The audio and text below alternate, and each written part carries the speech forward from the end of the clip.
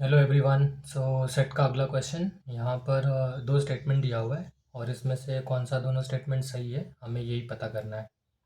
Okay, सो पहला statement कहता है कि अगर जी फाइनाइट ग्रुप है जिसके दो कॉन्जुगेट क्लास है तो जी का ऑर्डर 2 होगा। ये पहला स्टेटमेंट है। अगर दो कॉन्जुगेट क्लास है जी का तो सिर्फ जी का ऑर्डर 2 होगा। और दूसरा स्टेटमेंट है कि अगर ए जी के सेंटर में है तो उसके कॉन्जुगेट क्लास में दो एलिमेंट्स होंगे। ये दो स्टेटमेंट्स है, हमें पता करना है कि कौन सा सही है और कौन सा गलत है। सेकंड वाला पहले हम देखते हैं जो कि ज़्यादा सिंपल है। सेकंड वाले में क्या है हमारे पास ए जी के सेंटर में।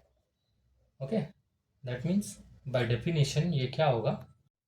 सेंटर के डेफिनेशन के हिसाब से A G is equal to G A for all G is in G. सभी जी के लिए ये तो ट्रू होने वाला है। अभी हम इसका कॉन्जुगेसी क्लास देखेंगे।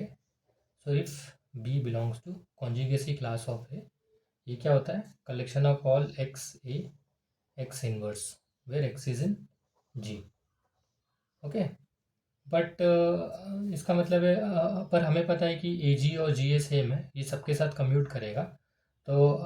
इसको ना लेते हुए हम बस ये देखते हैं कि ये क्या होगा फर्दर। सिंस ए जी के सेंटर में है तो ए एक्स एक्स इनवर्स लिख सकते हैं where x is in G. That means इसमें सिर्फ ए होने वाला है। ओके,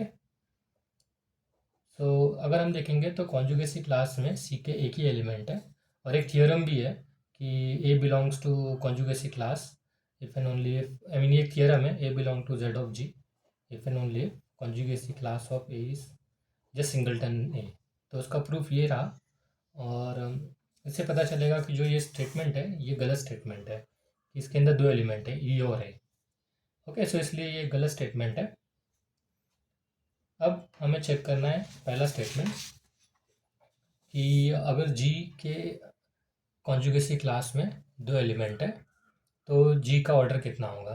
दैट मीन्स जी जो है वो दो कॉन्जुगेसी क्लास का यूनियन है, C A one union C A to.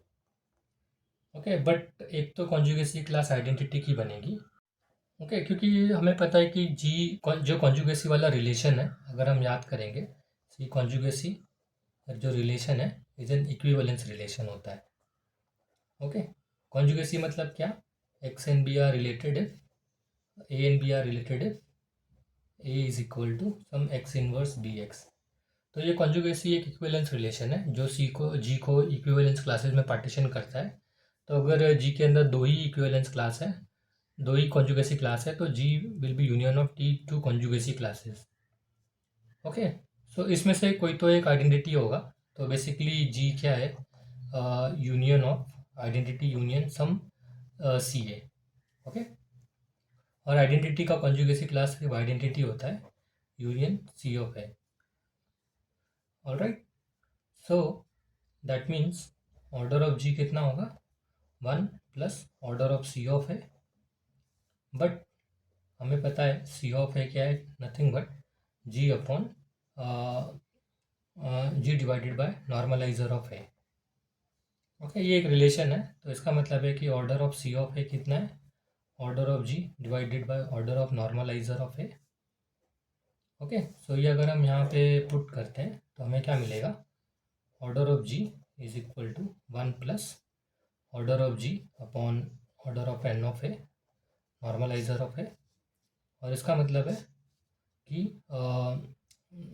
Order of G upon normalizer of A का जो ऑर्डर है that is order of G -1।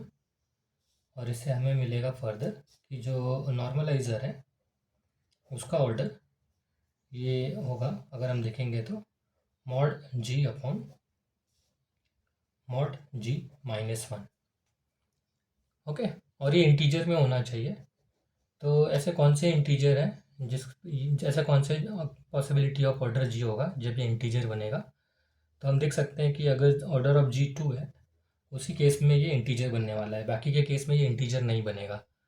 Okay, इस वजह से इस केस में अगर जी का दो कॉन्जुगेसी क्लास है तो उसमें से एक तो आइडेंटिटी होगा और जो दूसरा वाला है उससे हमें मिलेगा कि order of G is 2। Alright, बस एक रिलेशन याद रखना है कि इक्विवेलेंस रिलेशन है और ये एक फॉर्मूला याद रखना है। तो ये फॉर्मूला से हमें आंसर मिल जाएगा। नॉर्मलाइजर ऑफ ए तो हमें पता ही है, तो उस वजह से हमारे पास ये स्टेटमेंट जो हमारा फर्स्ट स्टेटमेंट है वो एक करेक्ट स्टेटमेंट है कि अगर जी फाइनाइट ग्रुप है और इसके दो ही कॉन्जुगेसी क्लास है तो order of G is 2। So therefore exam में हम लोग ऑप्शन ए टिक करेंगे that only 1 is true. Alright, thank you.